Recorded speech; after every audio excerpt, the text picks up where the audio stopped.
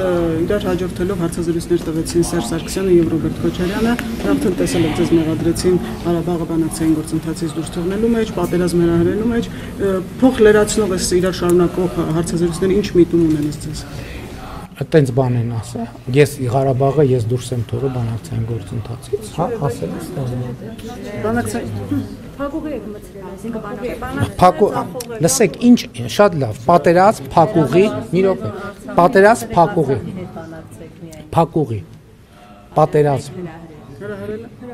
շատ լավ, ես հիմա ասում եմ, արդեն 1 տարի 8 ամիս Հայաստանի սահմանին զինվոր չի զոհվում։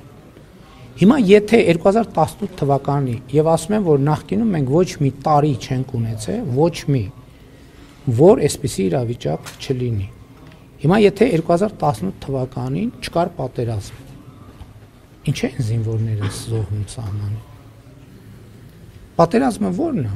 Պատերազմը այն է, երբ որ արտաքին ներգործության հետևանքով զինվորներ են զոհվում։ Ամեն տարի մեր սահմանին զոհվել են զինվորներ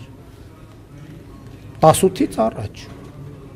Քոչարյանը ասում էր չեն կրակում, որովհետև ինչ ուզում են ստանում են իր վերջին հարցազրույցին առանց կրակելու ինչ ուզում են ստանում։ Ինչ։ Նկատիվներ Հայաստանի տարածքով։ Ես ցես նոր քիչ առաջ շատ երկար եւ մանրամասն ներկայացնում էի Հայաստանի ինքնիշխանության եւ լեգիտիմության կոնցեպտը։ Այստեղ պետության կոնցեպտի մասին է խոսքը։ Պետության կոնցեպտի մասին է խոսքը։ Երկրորդը փակուղու մասին։ Եթե փակուղու մասին չէր, էլի ես զարմանում եմ, որ հրապարակային հայտարարություններից հետո էլի տենց մեկնաբանություններ են հնչում։ 2018 թվականի ապրիլի Արձագանքեց դրան, պարոն վարչապետ, ասում է, մինչև այդ էլ բազմաթիվ անգամներ բանակցությունները մտել են փակուղի, բայց այդ թվում 2016 թվականի ապրիլին, ճիշտ է, հա։